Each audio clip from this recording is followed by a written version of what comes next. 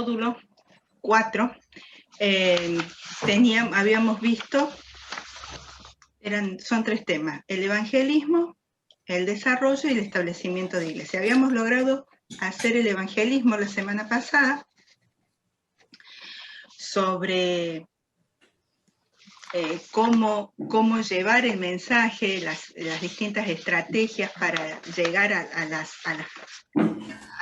personas. ¿Se acuerdan que uno era el tema de llegar a la familia? Una de las estrategias es ir con la familia al campo. Bueno, el conocer las culturas, el conocer las costumbres para tener entrada a las personas, el a quién presentarnos. Y en muchas de las culturas es importante presentarse al jefe, al que es cabeza de hogar, al que es cabeza de la aldea, a los ancianos. ¿Se acuerdan también el testimonio que teníamos de estas 2 misioneras europeas, que ellas tenían un hermoso corazón para servirle al Señor, pero que habían equivocado la estrategia? Entonces, eso nos enseñó a buscar la estrategia adecuada, depende de dónde íbamos. Y hoy vamos a ver, Dios mediante, el desarrollo y la plantación de iglesias. Podemos pasar las placas hasta la 9, Dios mediante. José, ¿se fue? El desarrollo. Una de las cosas que el misionero tiene que entender y también hacer es ministrar las necesidades físicas, ¿sí?, de la gente. Y esto es innegable en la obra misionera. ¿Qué misionero, qué siervo del Señor no ha visto la necesidad palpable de las personas y ha querido ayudar, y ha querido satisfacer esa necesidad? Y en muchas veces, dentro de lo que son las misiones, y en las misiones anglosajonas se ha discutido qué era mejor, el evangelismo o el servicio social. Los evangélicos más conservadores argumentaban que estaban en contra del evangelio social, porque solamente ayudaba a mejoras temporales y dejaba de lado al bienestar eterno. Mientras que los evangélicos más liberales, con otra visión, decían que no, que el misionero tiene que ir un poco más allá de dar solamente el mensaje espiritual, por decirlo de alguna forma, y también era importante el bienestar físico. Bueno, más allá de esta discusión, lo que tenemos que considerar que Cristo balanceó las 2 cosas, si nos ponemos a ver. Cuando Él estuvo en la tierra, suplió necesidades físicas y también las necesidades espirituales. Les dijo que sus pecados eran perdonados y lo hizo levantar de su lecho. Le dijo que se levante, tus pecados son perdonados. Él perdonaba pecados, pero también atendía las necesidades físicas. Vean la alimentación de los 5.000, la mujer con el flujo de sangre, la hija de Jairo, tantas cosas, tantos testimonios, tantos milagros que el Señor Jesús hizo cuando estuvo en la tierra, que suplió la necesidad física, pero por sobre todo y a través de esa necesidad física también suplió la necesidad espiritual de las personas. Entonces, es innegable entender que uno de los objetivos del misionero es también llevar el evangelio supliendo las necesidades físicas. Y hay muchas áreas que se pueden ver en este tema. Ahora, ¿qué se entiende por desarrollo? Y acá ustedes ven un método que hay 4 tipos de estrategias que responden al desarrollo. 2 de ellas tienden a una ayuda desde el exterior y 2 de ellas desde una ayuda desde adentro, desde adentro de la misma comunidad. 2 de ellas, a la vez, estas 4 se combinan porque 2 de ellas tienden a modificar estructuras sociopolíticas y 2 de ellas tienden a modificar las necesidades básicas. Y las vamos a ir viendo de a poquito. La primera estrategia es el crecimiento económico. Sin lugar de duda, el crecimiento se refleja con frecuencia en las mejoras de las macroestadísticas de un país. O sea, el crecimiento económico habla de cambiar las economías de un país. O sea, que es macro. Y tiende también a incidir en los gobiernos. Y toda economía debe tomar decisiones acerca de, por ejemplo, los artículos que se deberán producir, el monto de cada uno, los métodos, cuánto se necesitará per cápita, o sea, un montón de números, de estadísticas necesarios para hacer que el crecimiento económico de la población de un país o de una nación crezca. Ahora bien, hay un gran problema en esto, porque no siempre estas economías son bien distribuidas. Esto ha hecho en muchos de los casos que haya menos gente rica y más gente pobre y más pobre. ¿Se entiende? Es decir, hay menos que se enriquecen cada vez más y hay muchos que se empobrecen cada vez más. Es decir, que esta estrategia no siempre ha tenido los resultados que se esperaban. ¿Por qué? Porque con el crecimiento económico o con estas políticas de crecimiento económico en toda la población, se esperaba como resultado que la riqueza sea repartida equitativamente y que llegara a las esferas más inferiores de la sociedad, pero no ha sido así. La otra estrategia, que es la estrategia 2, es la liberación política. Y esto está dirigida al apoyo de una economía nacional y su gobierno. Está relacionado con la primera y tiende, sin lugar a duda, a cambiar un sistema de gobierno nacional y su comercio. Y tiende mucho también a estos regímenes o a cambiar estos regímenes de gobiernos opresores y los acuerdos internacionales de comercio. Bueno, esto tampoco ha llevado a buen término, digamos, porque no se han logrado los resultados que a lo largo de la historia se esperaban, ¿verdad? Porque ha llevado al imperialismo y muchas de las cosas, ha habido que el extranjero se hiciera más fuerte dentro de la comunidad nueva y en lugar de ayudar a cambiar estas situaciones, no ha producido. Ahora vamos a ir a la estrategia. Yo voy a ir rapidito, total ustedes el material lo tienen en el campus y después vamos, pero quiero ir rápido con esto porque me interesa que nos detengamos en la 4. La estrategia 3 es la ayuda. Y esta siempre está dirigida a aquellas cuando ocurren en situaciones de víctimas de guerra, de desastre, de injusticia prolongada, ¿no es cierto? Injusticia prolongada. Las organizaciones cristianas han lanzado siempre esfuerzos masivos para llevar ayuda a este tipo de situaciones, que generalmente es pasajero, un desastre natural, una guerra. Ahora, la mayoría de estos esfuerzos, ¿qué tratan? Tratan los síntomas en lugar de ver la enfermedad. Muchos piensan que esta ayuda muchos piensan que si esta ayuda se continúa y es indiscriminada, a la larga perjudica. ¿Por qué? Porque en lugar de incentivar a la producción y al desarrollo local, lo que se hace es un paternalismo. ¿Sí?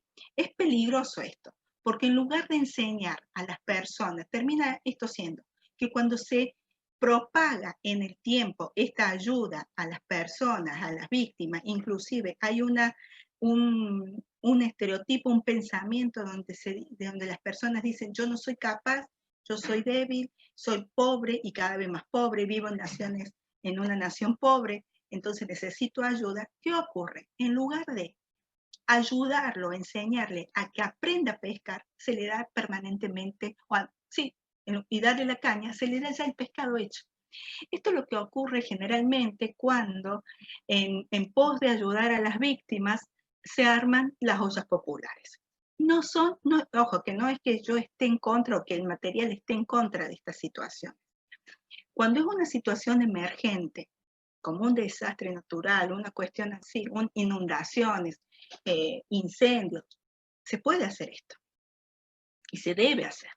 Ahora, cuando después pasada la situación se continúa con la olla popular y la gente ya pasó la situación y puede empezar a levantarse sola, pero no lo hace. ¿Por qué? Porque es más fácil recibir el plato de comida listo, ¿sí?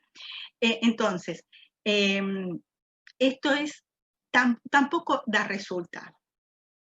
Y la estrategia 4, que es el desarrollo comunitario, existen muchos factores que hacen necesario el enfoque hacia este desarrollo. Por ejemplo, hay que ver las situaciones de las personas. Esto generalmente ocurre en las zonas rurales.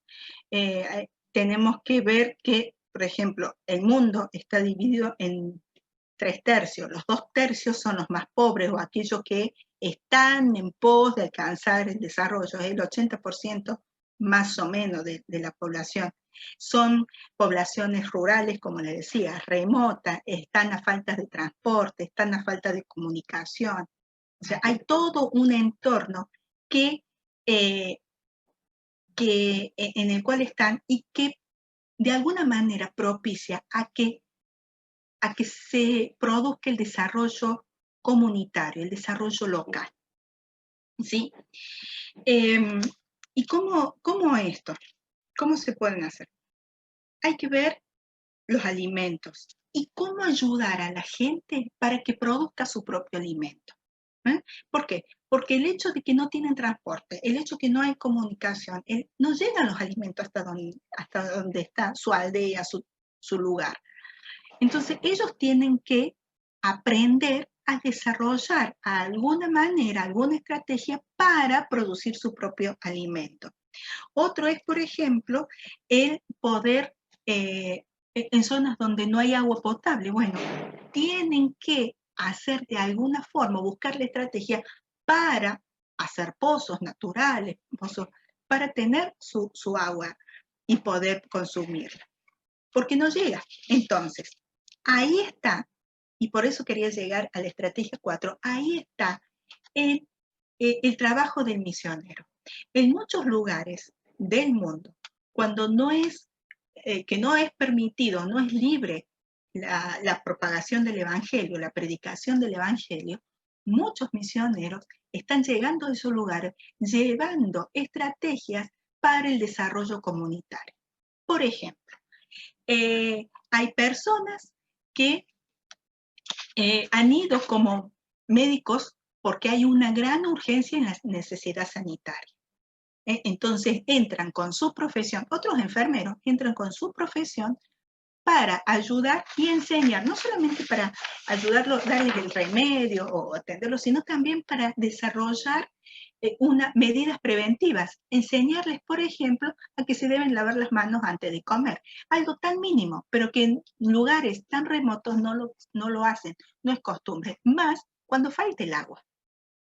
Entonces la gente no tiene esa costumbre de estar lavándose las manos antes de comer o cada vez que viene de hacer sus tareas. Es necesario eso. Y el misionero va con esa nueva estrategia y enseña. Entonces ahí se produce un desarrollo. Vamos a ir corriendo la placa, por favor. Bueno, ahí ya vimos las 4, esta la vamos a pasar.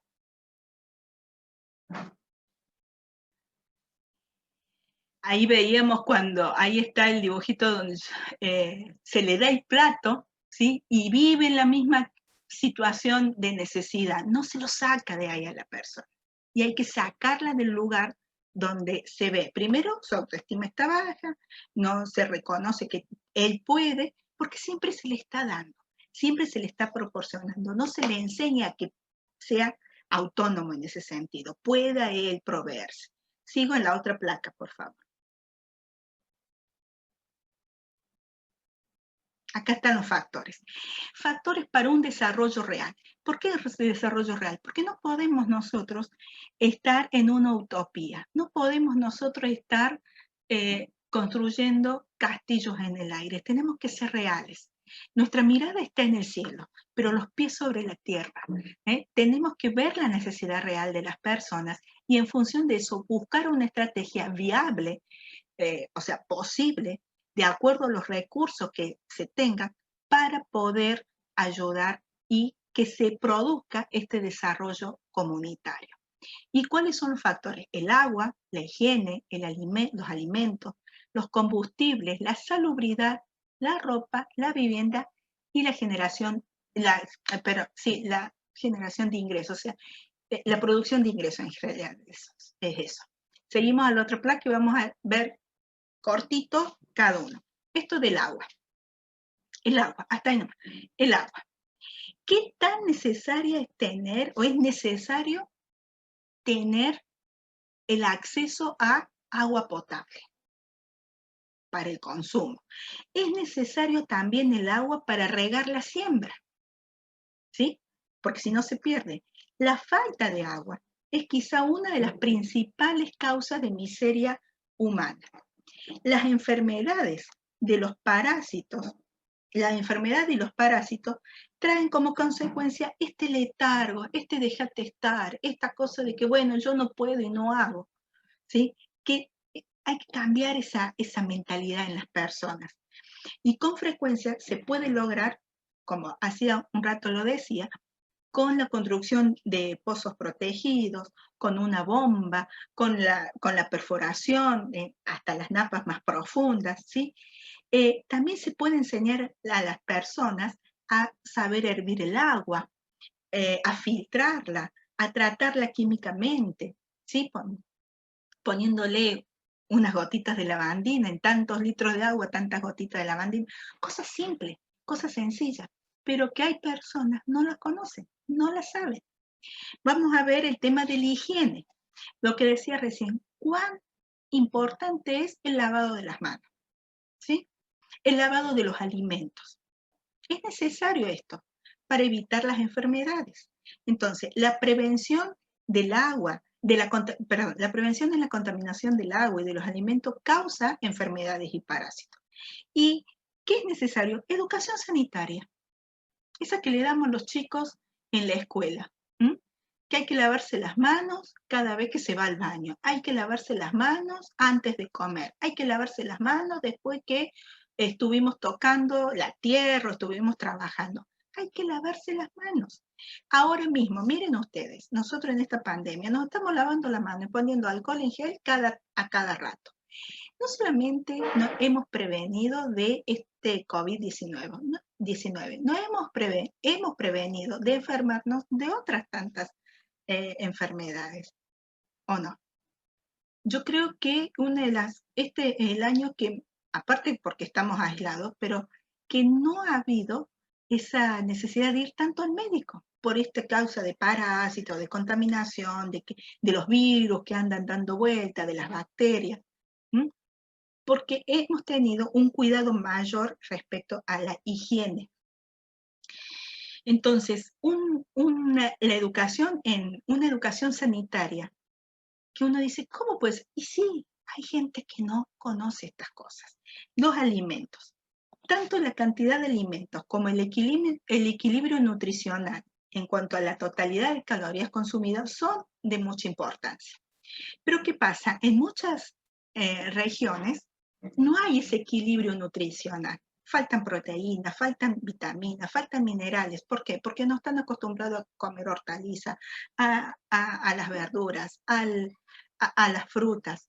Están mucho con los hidratos de carbono, el garbanzo, el frijol, los cereales, la harina.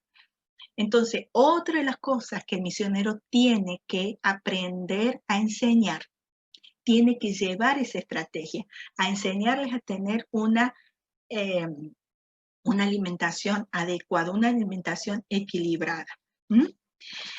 El tema de los combustibles. La madera es el combustible principal en la cocina en todo el mundo. ¿Por qué digo en la cocina en todo el mundo? Porque ¿quién no ha hecho un jueguito para hacerse un asadito, una carne así asada? Todo el mundo necesitamos la madera. Y en los lugares donde no hay provisión de gas o no tienen el tanque, la garrafa, que usan para cocer sus alimentos, la madera. Pero ¿qué ha pasado? Ha provocado también la falta de la madera como combustible a causa de la tala de bosques, a causa que el hombre ha avanzado en los bosques y los ha talado totalmente y no los ha reemplazado por la siembra de nuevos árboles. Esto también ha hecho la rapidez o ha aumentado en empobrecer a la gente. ¿Por qué? Porque se les ha quitado el combustible principal. Entonces, también hay que llevarles esperanza en que si al árbol que saco, que talo, lo tengo que reemplazar por otro.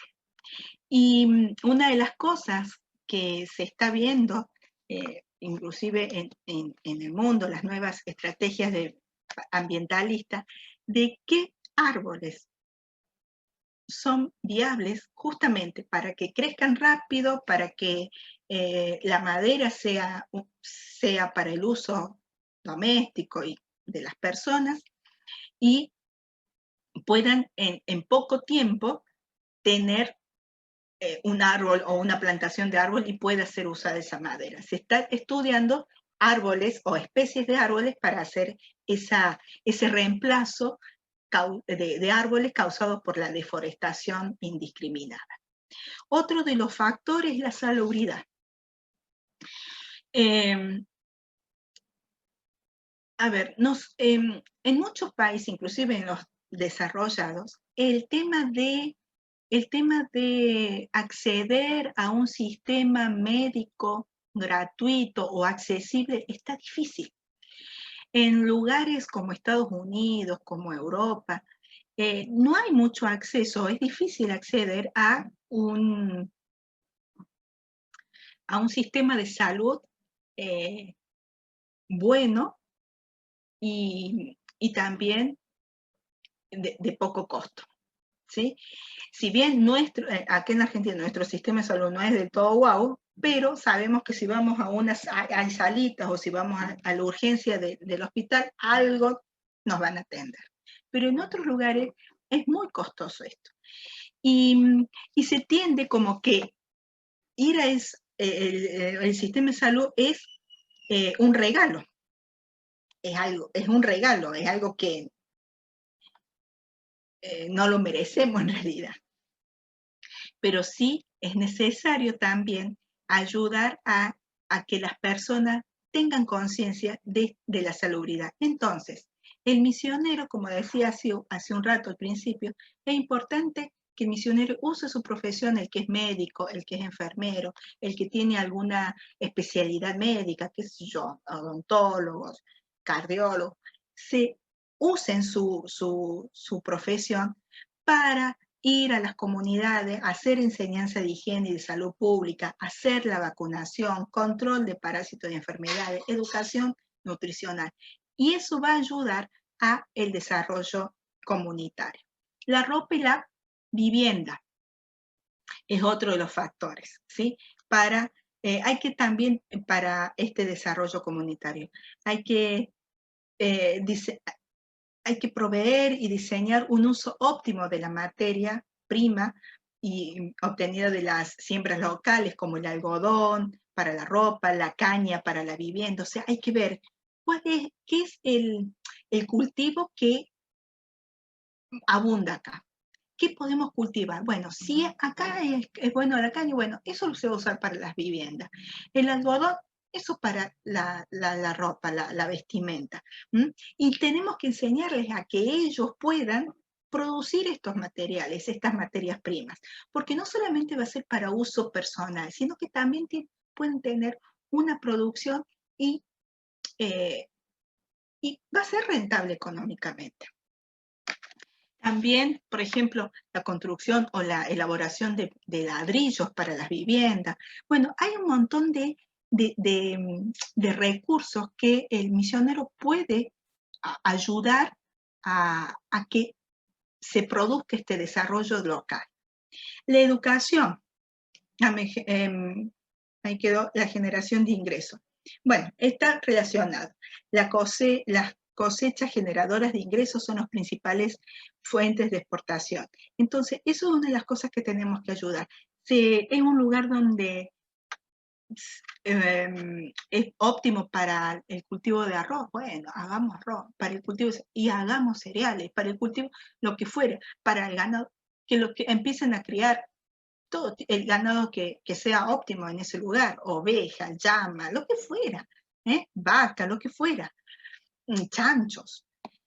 ¿Por qué? Porque eso va a ayudar a que se industrialice, a que se comercialice y haya ingresos para la comunidad. La educación. La educación es otro de los factores importantísimos. Es una de las cosas, y hay un montón de gente analfabeta en el mundo. Y una de las cosas que hace la educación es que la persona, cuando aprende a leer, y voy a usar un término sí, utilizado en estos tiempos, pero yo creo que ahora está bien, es adecuado. Cuando la persona aprende a leer, se empodera. La persona se le abre un mundo de cosas, de un mundo al que no conocía.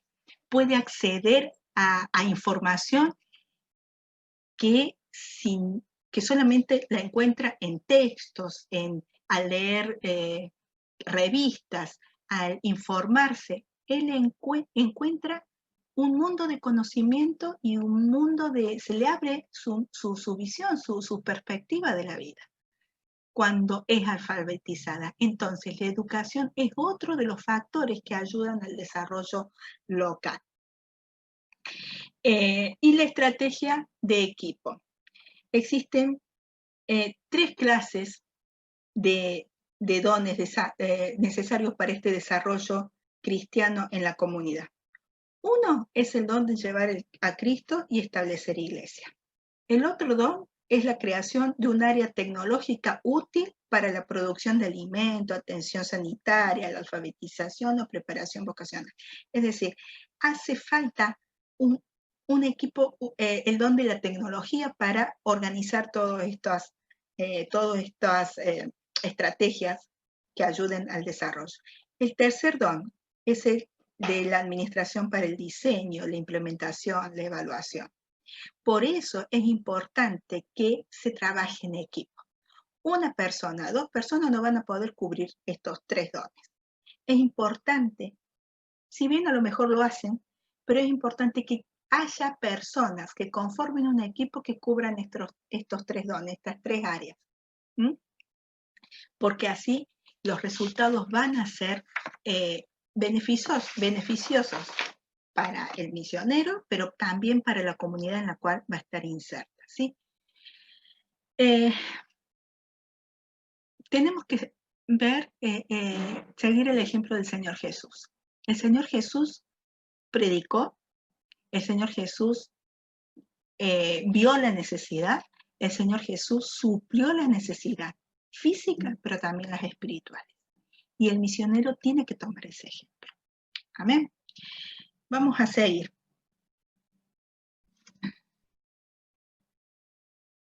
Y el Señor Jesús fue con su equipo, que fueron los 12. ¿Se acuerdan?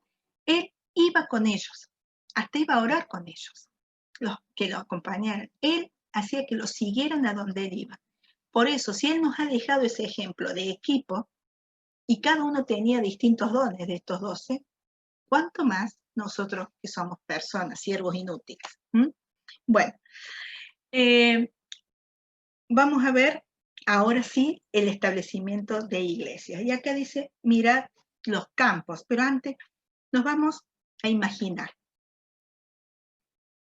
Imaginemos ahora más allá de la evangelización.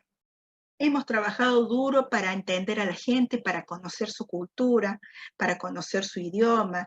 Hemos logrado que nos acepten porque hemos tenido entrada a la comunidad, hemos entendido cuáles son las necesidades, hemos aplicado las habilidades para comunicar el amor de Cristo y hemos visto familias venir a Cristo.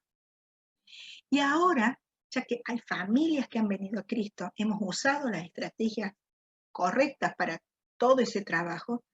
Ahora esta familia hay que organizarlas en una iglesia, en un cuerpo. ¿Sí? Vamos a ver esto. Y nos vamos a detener en la experiencia de Jorge Patterson. Él traza algunos principios sobre la multiplicación espontánea de iglesia. Y nos vamos a detener en el pasaje, o vamos a ver el pasaje de Juan 4:35, sí, Juan 4:35, que justamente está basado en esto de mirar los campos.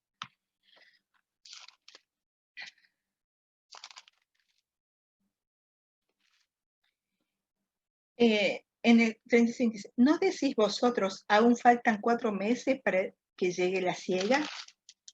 He aquí digo, alzad vuestros ojos y mirad los campos, porque ya están blancos para la siega.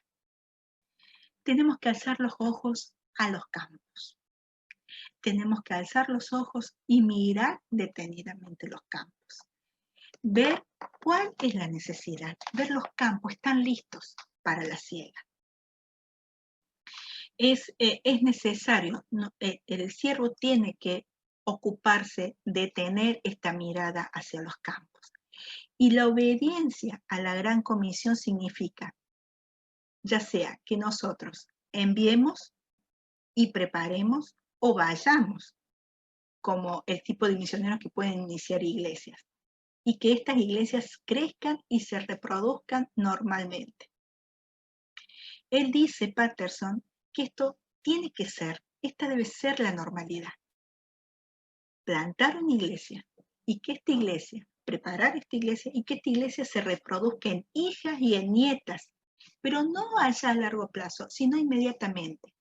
Porque él habla de que así como todo ser vivo tiene un ciclo, nace, crece, se reproduce y muere, nace, crece y se reproduce. La iglesia, que es viva, también tiene que nacer, crecer y reproducirse. Ese es el ciclo de todo ser vivo. Y la iglesia está viva por medio del Espíritu Santo. Si es una iglesia viva, donde deja que el Espíritu Santo esté obrando, va a levantar obreros y estos obreros van a ser enviados y estos obreros enviados van a levantar nuevas iglesias y así van a estar haciendo este ciclo de crecimiento y de nuevas iglesias. Él habla de métodos específicos, como por ejemplo, dice, Dios no bendice los métodos, hay que usar los métodos, pero Dios no bendice los métodos, lo que bendice es la obediencia, y la obediencia es lo que dice Mateo 28, 19 y 20. Esa es la obediencia que tenemos nosotros que cumplir. Dice, por tanto, id y hacer discípulos a todas las naciones. No dice id, predicar y dejarlos, el hacer discípulos. Esto nos está diciendo. Esto significa que nos tenemos que detener en el crecimiento de los nuevos creyentes. Y si son, por lo tanto, en el crecimiento de la nueva iglesia. Los tenemos que bautizar en el nombre del Padre, del Hijo y del Espíritu Santo, enseñándoles que guarden todas las cosas que os he mandado. Y aquí yo estoy con vosotros todos los días hasta el fin. Esto es el discipulado. Hay que enseñar a los nuevos creyentes. Hay que enseñar a que ellos puedan también crecer y producirse o reproducirse en nuevos creyentes. Y para esto hay 4 principios básicos. Uno es este primero, que es mirar los campos. Y en este nos vamos a detener en 4 subaspectos, 4 subtemas, que es el primero, defina su área de responsabilidad. Una de las preguntas, la primera pregunta que nos deberíamos hacer es, ¿De quién soy responsable? ¿De quién soy yo responsable? Muchos misioneros nunca aprenden a definir sus responsabilidades. Esto significa que van de un lugar a otro, así como buscadores de oro, y van, predican, están ahí un tiempo, se van a otro lado, van a buscar, digamos, a otra montaña, una veta más rica de la montaña, si se quiere.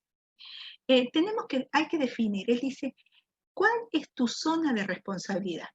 Él le preguntó esto a un misionero, ¿cuál es tu zona de responsabilidad en Honduras? Patterson fue misionero en Honduras.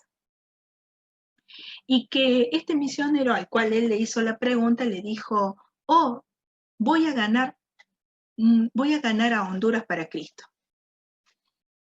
Y anda de un lado a otro ganando a Honduras para Cristo, pero nunca ha establecido una iglesia. Probablemente nunca lo hará. Primero va a una ciudad, luego a otro, reparte tratado en prisiones, habla con unos, habla con otros, pero nunca ha definido su área específica de responsabilidad. Dice, el principio básico hay que definir cuál es la responsabilidad que tenemos. ¿Y qué es esto? Y él se pone como ejemplo. Dice, mi zona de responsabilidad, por ejemplo, está constituida por los pueblos de habla hispana de las zonas rurales de la parte central del norte de Honduras. Bien específico. Habla hispana, zonas rurales, parte central del norte de Honduras. Esa es su responsabilidad. Esto incluye unos 400 poblados y unas cuantas ciudades. La definición de su zona requerirá, entonces, de mucho estudio y oración. Nos da como ejemplo, utilice un mapa, vea a dónde está, vea cuáles son los recursos de ese lugar, vea cuántas personas viven en ese lugar, cuántas aldeas. Hay que ser específico, hay que ser preciso.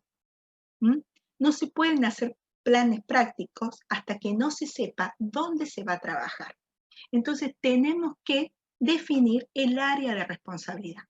¿Cuál es mi área de responsabilidad? ¿De quién soy responsable? Y esta es una pregunta. ¿De quién sos responsable vos, hermano? ¿Cuál es tu área de responsabilidad? ¿A dónde Dios te está llamando? ¿Has hecho el estudio de las personas a las cuales vas a ser responsable o sos responsable? ¿Sabés de quién sos responsable?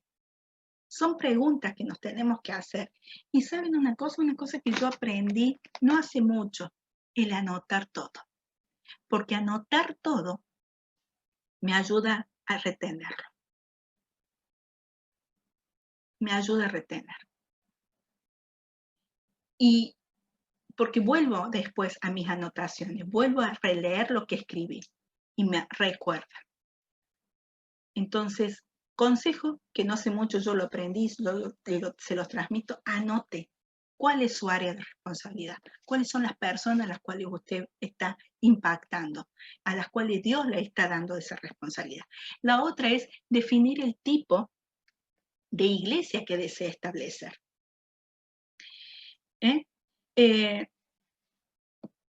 Patterson nos sigue diciendo, describe a la iglesia en términos de lo que ésta pueda hacer y lo que realmente hace, en vez de describirla en términos de estructura y organización. Generalmente somos muy propensos a hacer todo el organigrama.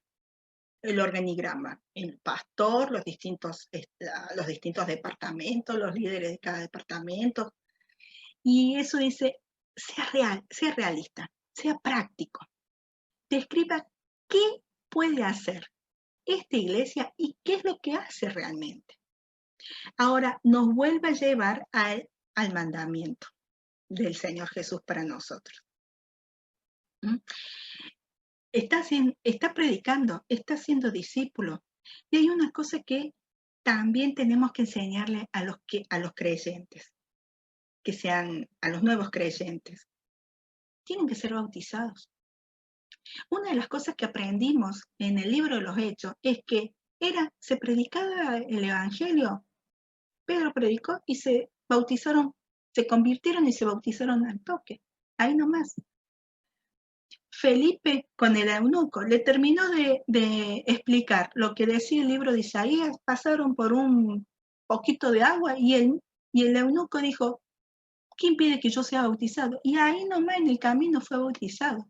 Una de las cosas que aprendimos de la primera iglesia es esto, que cuando la gente se convertía y obedecía el mandato de ser bautizado, de ser pasado por las aguas.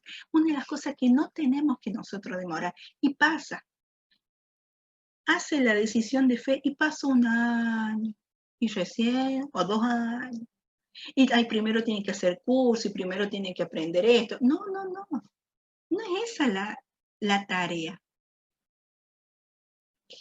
La tarea es que se arrepientan, que sean bautizados, que pueda celebrar la cena del Señor. El que no es bautizado no puede celebrar la cena del Señor.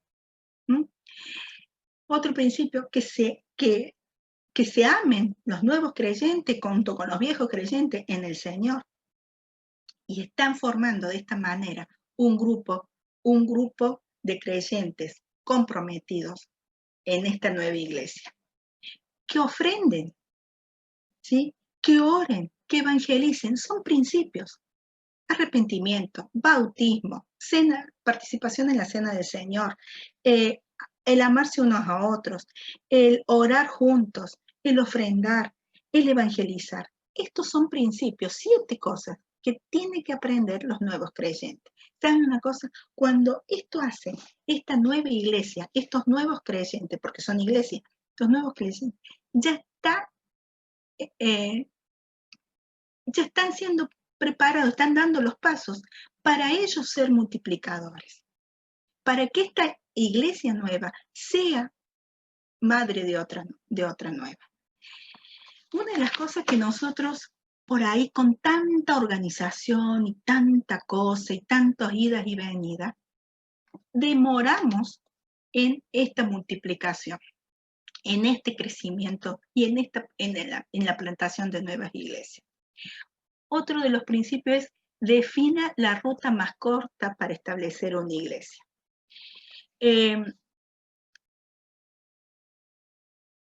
Y esto es justamente lo que acabo de decir. Puedo tomar varios caminos, pero ¿cuál es lo más corto? ¿Qué es lo que va a ayudar a que haya una iglesia? ¿Sí? Mantenga, dice, los pasos cortos y sencillos. A veces agregamos, antes de plantar la iglesia, y bueno, pongamos una radio. Y bueno, armemos un equipo de médicos o de personas que asistan desde la medicina. Y si hacemos esto primero y no la plantación de iglesia, que debería hacerlo primero, se desvirtúa el propósito, se desvirtúa también la tarea, porque la tarea es plantar iglesia. Lo otro va a ser anexado. Después que está la iglesia plantada, podemos armar un equipo de médicos para que asistan a la gente. Pero si hay un médico, ¿sí? Por ejemplo, como hablábamos, el médico es misión, el misionero es médico. ¿Qué tiene que hacer? Plantar iglesia. Y por añadidura va a poder asistir a los nuevos creyentes o a la comunidad desde la medicina. ¿Mm? Entonces, y él acá también nos deja una serie de tips que a él le funcionó en Honduras. En Honduras se multiplican las iglesias con mayor rapidez siguiendo los siguientes pasos. Testifica, primero. Testifique primero a la cabeza de la familia, o sea, a los varones. Acompáñelos a ganar a sus amigos y parientes. No los lleve a ningún servicio en público hasta que los hombres locales estén preparados para conducirlos. Es decir, no hay que llevarlo a la campaña. Ellos tienen que ir con el conocido primero. Y cuando están seguros, bueno, llévelo a la campaña evangelística.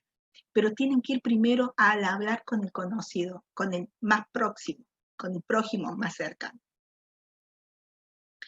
Al vecino, al amigo, al pariente. Bautice, el segundo principio, bautice sin demora a todos los creyentes que se han arrepentido. Organice de inmediato un Consejo de Ancianos Provisional, tal cual lo dice en Hechos 14:23. explíqueles que ellos deberán ganar a los suyos y aprender a pastorear. Mire, ahí nomás ya él está dando el mandato, su área de responsabilidad de ganar a nuevos y de pastorear. Bueno, autoríceles a este consejo de ancianos a que puedan celebrar la cena del Señor y puedan conducir a este rebaño nuevo a hacer las demás cosas que Cristo nos mandó. Todavía ellos no predican, pero hacen todo ese otro servicio. 4. Inscriba a los ancianos en las clases de preparación por extensión. Reúnase con ellos cada 2 o 3 veces en la semana, bueno, periódicamente, es decir, clase de extensión, que ellos aprendan Biblia y puedan después llevar esos estudios bíblicos a los nuevos creyentes. 5. Proporciónele una lista de las actividades congregacionales ordenadas por Cristo y los apóstoles para sus iglesias. Utilice dicha lista como una guía para enseñar y movilizar. Y esto es de cómo se hace una reunión, un culto, cómo ir a predicar, cómo ir a evangelizar, mejor dicho, ¿sí? Entonces, hay que darle como un manualcito, por decirlo de alguna forma, ¿está? Bueno, defina su ministerio, tu ministerio. ¿Qué es lo que usted está haciendo? Esa es la pregunta que Patterson nos hace. Él se responde, mi propio ministerio es el de ayudar a que las iglesias hondureñas preparen a sus propios obreros. Usted lo puede definir a su ministerio en una sola frase, pero uno de los ministerios que el misionero tiene que hacer es justamente esto, preparar a las nuevas iglesias a que preparen a sus propios obreros, que haya obreros locales. El misionero no puede estar de por vida en un mismo lugar. El misionero va, predica, enseña, prepara, y cuando ya la iglesia se puede autosostener sola, tiene sus propios líderes, hay un autogobierno, ese misionero ya no es necesario que esté ahí. O sea, puede estar, pero no como alguien, ¿cómo decir? Que impacte permanentemente en la iglesia, en esta iglesia local, porque ya tiene su propio gobierno, ya tiene su propia autogestión, puede moverse sin la necesidad del obrero. Y una de las cosas que tenemos que aprender los misioneros es eso, a dejar que sean independientes los locales, ¿sí? A veces los queremos tener retenidos, tenerlos para nosotros, los retenemos, y no, les tenemos que ayudar a que crezcan, les tenemos que dar alas como hijos espirituales, para que puedan hacer su trabajo dentro del cuerpo. Bueno, el otro punto es edificar al cuerpo. El segundo principio es edificar a la iglesia como un cuerpo viviente. Y también Pablo nos dice esto en Efesios 4, 11 y 12. Allí, si ustedes recuerdan, pero antes de 11 y 12 dice, él habla de los 5 ministerios. Y él mismo constituyó a unos apóstoles, a otros profetas, a otros evangelistas, a otros pastores y maestros. ¿Para qué? Todos estos ministerios, estos 5. A fin de perfeccionar a los santos para la obra del ministerio, para la edificación del cuerpo de Cristo. Este es el segundo principio importante. La iglesia tiene que edificarse. Tienen que levantarse distintos ministerios para que el cuerpo crezca. Esta nueva iglesia. Muy bien. Estimule a las relaciones cimentadas en el amor y servicio. Algo importantísimo. Hay que estimular y que fomentar las relaciones de edificación entre los hermanos de una iglesia y su pastor. Hay pastores que son dominantes de su congregación. Y saben, eso habla del carácter débil del pastor. Un pastor no tiene que dominar su congregación, no tiene que quererla tener siempre bajo su dominio, como quien dice. Tiene que dejar que la iglesia pueda desarrollarse. Sí tiene que fomentar, como decía, lazos entre los miembros, lazos de amor entre los miembros. Y cada uno ahí en ese fomento de lazos y de relaciones van a ir encontrando sus ministerios. Y el pastor va a dejar hacer. Nosotros cuando estábamos con mi esposo en Formosa Capital, estuvimos congregándonos en una iglesia, en la Iglesia de Dios de Formosa. Es una denominación que viene de Estados Unidos y hay muchas congregaciones en el noroeste de Argentina. Y en la que estábamos nosotros, el pastor que teníamos, a mí me impactaba, porque era un pastor muy sabio. Él cuando uno iba le decía, pastor, yo tengo la idea de que se pudiera hacer esto. Ah, está buena tu idea. Hacela. Dejaba que vos desarrollaras. No es que no te ponía palo en la rueda, al contrario, sí te guiaba. Una vez mi esposo fue, pastor, yo creo que tendríamos que tener un portero, alguien que cuide la puerta, y que yo, ay, tenés razón, Horacio, qué buena idea la tuya. Bueno, ¿te animás? Hacelo, yo te apoyo. Y Horacio tuvo que ser pastor, tuvo que ser portero. O sea, esto de dejar que el miembro pueda desarrollarse dentro del cuerpo. Porque si no lo deja desarrollar, porque el pastor quiere dominar todo el tiempo, no se desarrollan estos ministerios. Entonces es importante que haya esta apertura del pastor. Y la iglesia crece y la iglesia se edifica. Hay que también, implementa una relación de instrucción y reinstrucción. Y esto también lo dejó muy bien marcado Pablo le dejó a Timoteo. Sí, y la pregunta que acá Patterson nos hace es, ¿cuál será la forma de guiarlo a entrar en esas relaciones llenas de amor, a través de los cuales puedan servir de manera solícita, enseñar y aconsejarse unos a otros? ¿Y a dónde se lo dejó Pablo a Timoteo? En 2 de Timoteo 2:2, donde le dice, lo que has oído de mí ante muchos testigos, esto encarga a hombres fieles, que sean idóneos para enseñar también a otros. Es una cadena, ¿sí? Esto que le dice, esto que vos aprendiste de mí, enseñale a hombres fieles, para que estos puedan enseñar a otros. Y ahí está la relación de instrucción y reinstrucción. Yo instruyo y mi discípulo instruye a otro. Y así se va multiplicando. Nadie es mejor que otro. Muchas veces los maestros aprenden de sus discípulos.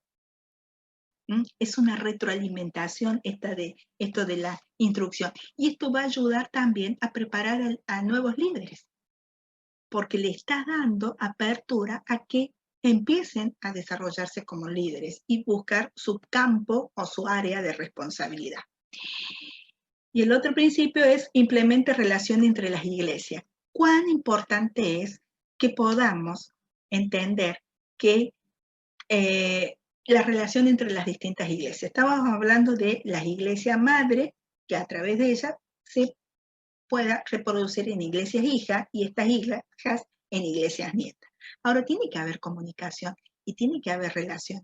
Y de hecho, también tenemos muchos pasajes en Hechos, cuando se iban plantando las iglesias, de que esta estrategia es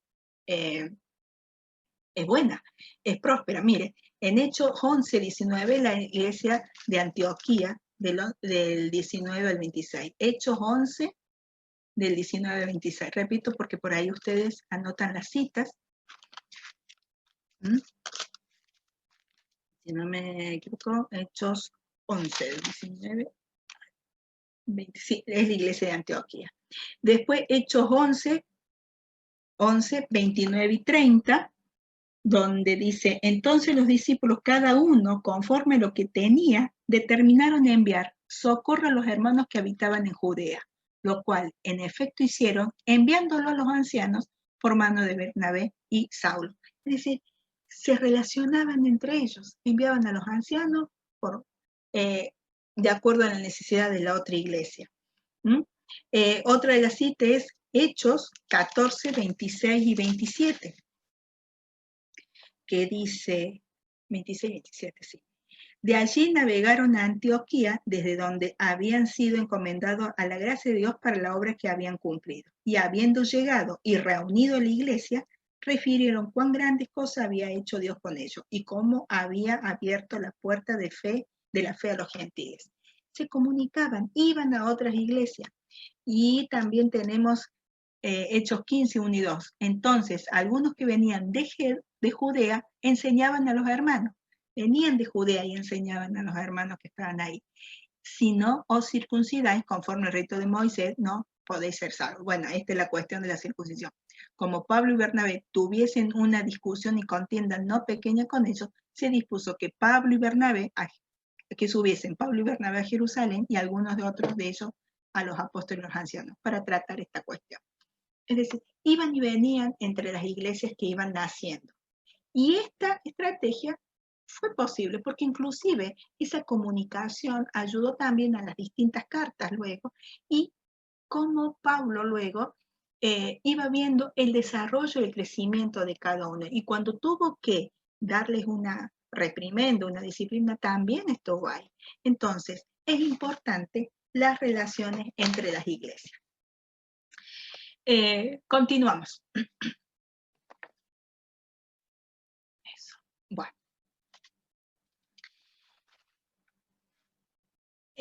Y antes de algo importante, nos tenemos que detener en la obediencia al mandato de Mateo 28, 20. Muchos misioneros solo predican para obtener decisiones, en vez de hacerlo para obtener discípulos. Y quiero que se queden con esta frase.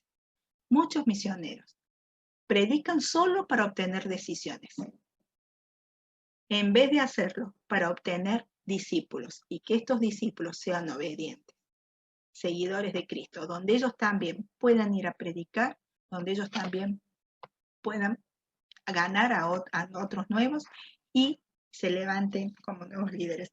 Tenemos que permanentemente entender esto,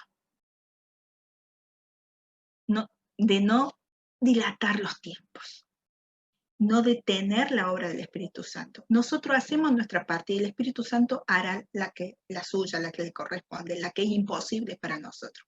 Pero no tenemos que dejar de predicar, no tenemos que dejar de edificar a los nuevos creyentes, preparar nuevos líderes y animarlos a que ellos también hagan lo mismo. Y se va a multiplicar. Y así son como se crecen las iglesias, como se plantan nuevas iglesias y van creciendo. Otra de las cosas que tenemos que dejar de pensar, no, que es una iglesia muy nuevita. ¿Cuántas veces hasta el mismo creyente dice, no, yo soy muy nuevito, no me animo? Hermano, si usted está discipulando a un nuevito, anímelo y dígale que él también ha sido llamado para el ministerio. Anímelo, que no se apoque, que se anime. ¿Por qué? Porque no va solo, va con el Espíritu Santo. No va solo. Entonces hay que animar a las personas. A veces los retenemos que no he hecho el curso tal, que no he hecho el seminario aquel, y por eso es nuevito. Y saben, hay nuevitos de 5, 6, 10 años de estar en el Evangelio. Está bien, hermana, no se preocupe. Y ya no son nuevitos. Pero es que no ha habido alguien que los anime o no ha tenido la visión de que Dios nos está diciendo de que no es en el tiempo que yo quiero. No nos dan un título por ser creyente o por ser discípulo de Cristo. Es la decisión, es la fe que tenemos en Él de obedecer su palabra. ¿Está? Bueno, entonces tenemos que ayudar a la multiplicación de la iglesia. Y lo vamos a hacer cuando nosotros entendamos cuál es nuestra área de responsabilidad. Bueno, la organización para una multiplicación espontánea. Y una de las cosas dice ahí, el primer punto, implementa una cadena por extensión. Cada iglesia deberá enviar 1 o 2 obreros por extensión. ¿Vieron cuando empieza una nueva iglesia? Que son las extensión o los anexos que se hablan en algunos casos, bueno, o las iglesias hijas. Bueno, tal como pasaba en Antioquía. En Antioquía decía, Hechos 13,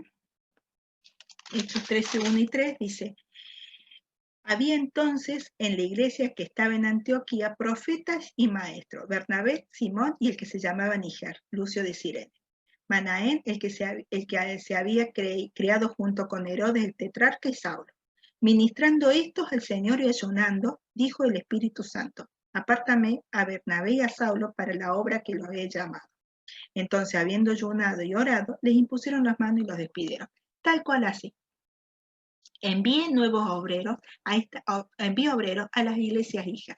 ¿Y estos qué van a hacer? Estos van a predicar, van a enseñar. Es muy posible que después dice, lleve a los nuevos creyentes a testificar a sus parientes. Esto tiene que hacer estos nuevos obreros, ayudarlos a los nuevos creyentes a que testifiquen a los nuevos parientes, como decíamos, a los amigos. Para eso es el envío a la otra iglesia de creyentes, ¿sí? Y no envíe uno, envíe dos, envíe tres, de una manera continua, periódica, que no sea uno cada vez, sino que haya una continuidad en este ir. Y ahí usted, que el obrero predique, que el obrero ayude en la Santa Cena, que tenga sus colaboradores, que vea cuáles son las necesidades, que levante, bueno, que también vaya pidiendo colaboración entre los hermanos para el servicio en la iglesia. Y ahí se van a estar viendo, también se van a estar despertando los dones. Es necesario también plantar objetivos de campo junto con los líderes locales. Es decir, use un mapa de la zona de responsabilidad, en la cual los colegas locales van a trabajar. Plantee los objetivos de evangelismo, o sea, el levantamiento de iglesia. Plantee objetivos de educación, preparación pastoral. Deje que los líderes locales tomen la iniciativa en esto. Ayúdeles a reconocer esta clase de objetivos. Ayúdeles a reconocer cuál es el trabajo que Cristo nos ordenó. Deje que los locales empiecen a mirar los campos y a trabajar en el campo. ¿Sí? Dice que se corta. ¿Ustedes me escuchan bien?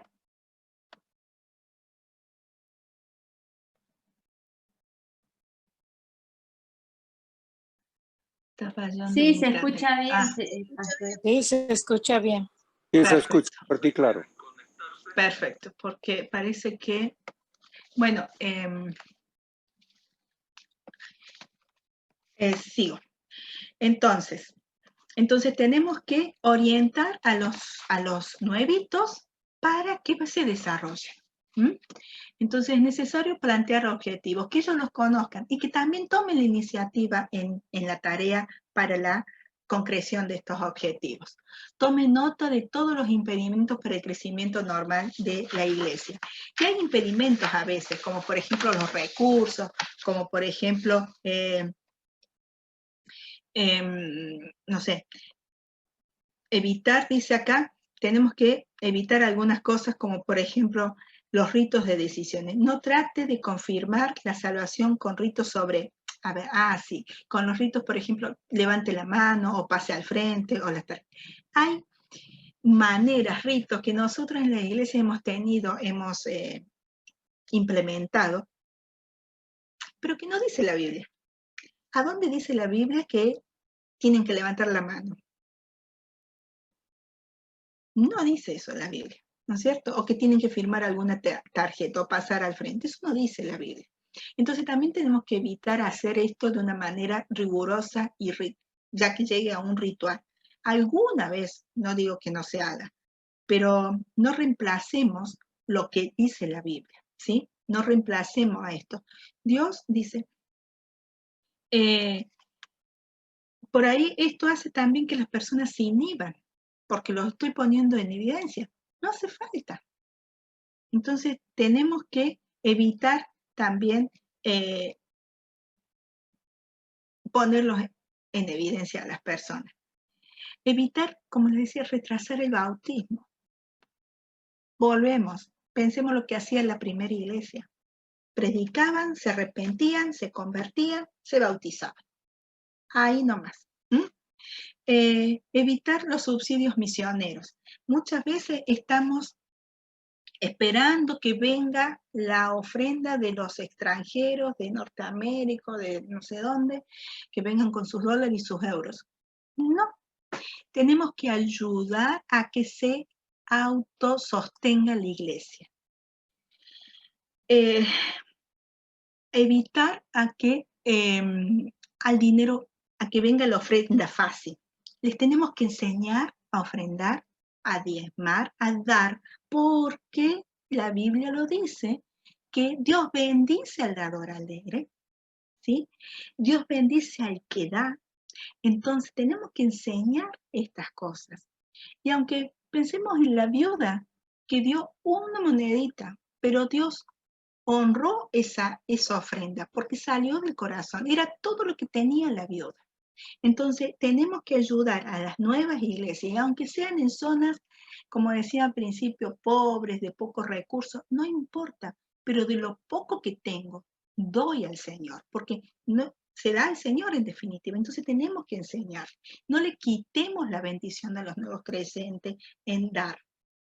No le quitemos esta, va a venir la ofrenda de no sé dónde. No, que no esperen esa ofrenda. Les tenemos que ayudar a que produzcan, a que haya un desarrollo. Tienen su huertita, pueden vender de su huertita, tienen su animalito, pueden vender y de eso sacar su ofrenda, sacar su diezmo y dar para el Señor. Evitar también cualquier retraso. Esto de que yo les decía al principio, que somos muy nuevos, que todavía no podemos levantar una iglesia hija porque reciente, no. Los tiempos no son nuestros, son del Señor y tenemos que trabajar para la multiplicación de iglesias, tenemos que trabajar para que haya nuevos creyentes, tenemos que trabajar para que el Evangelio llegue hasta lo último de la tierra. ¿Querés pasarme a mí de hospedador?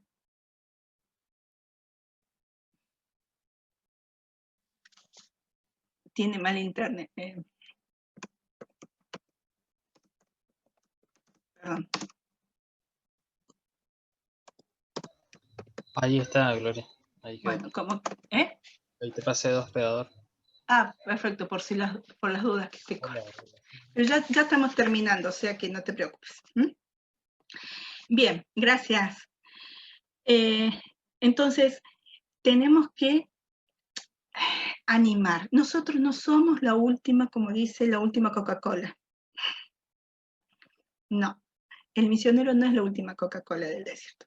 Tiene que multiplicarse en nuevos creyentes. Para eso va, para que haya un testimonio del Evangelio. Y la forma de que haya un testimonio del Evangelio hasta lo último de la tierra y que haya en cada nación es la plantación de iglesia. Amén.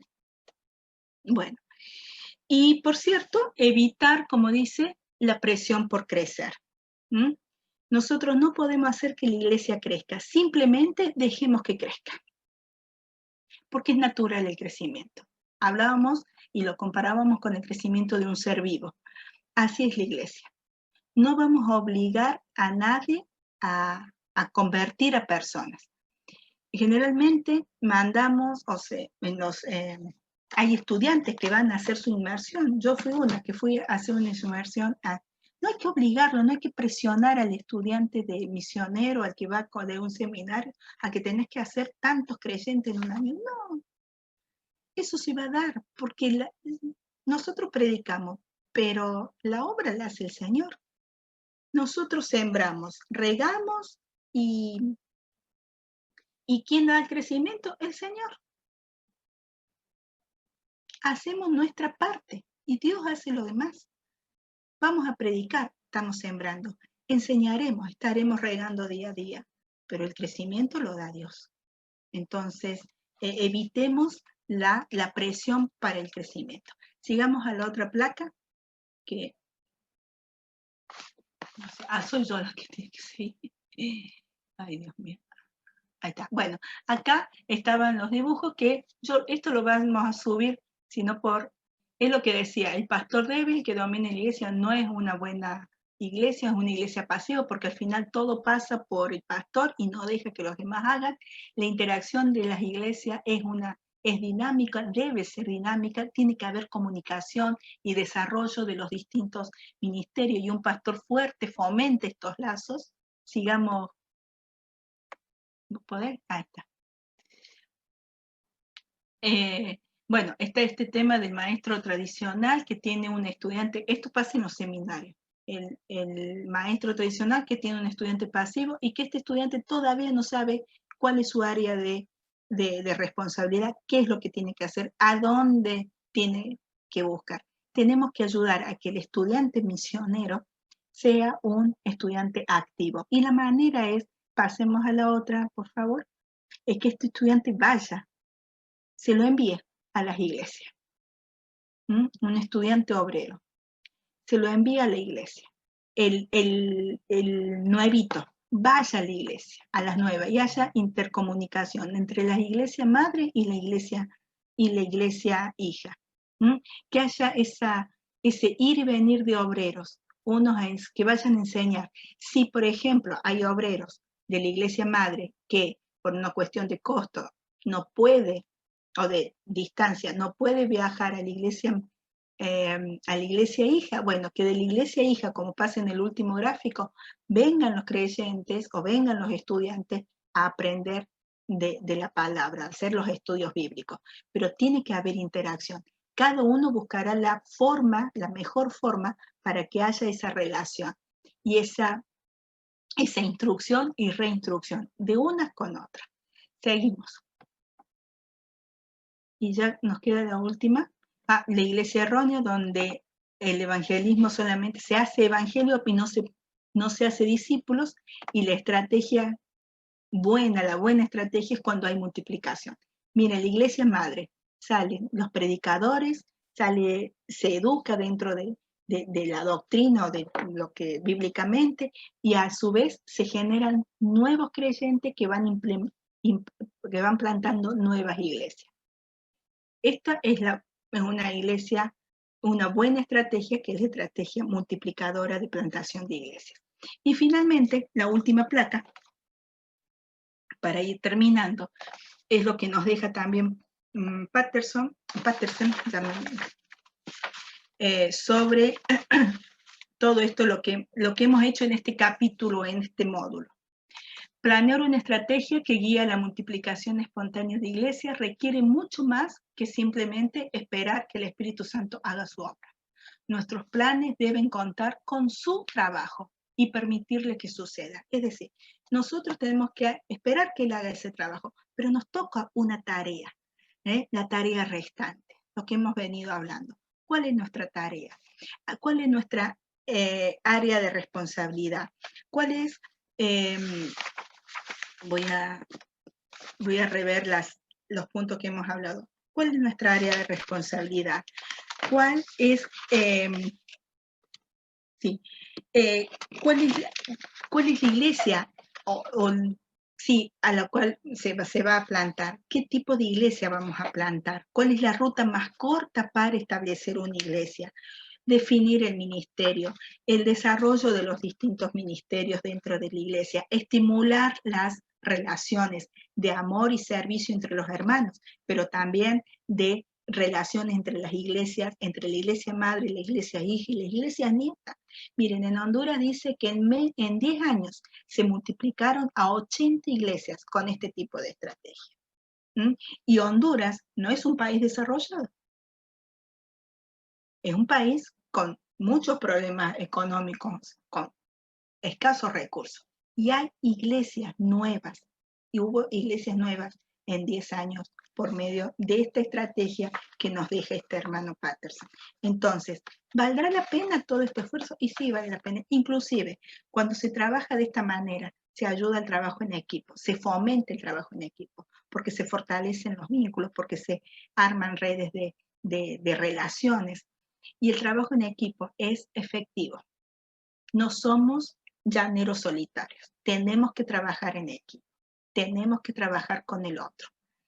Jesús trabajó con sus 12. No fue solo. Él lo podría haber hecho solo, pero formó su equipo de trabajo.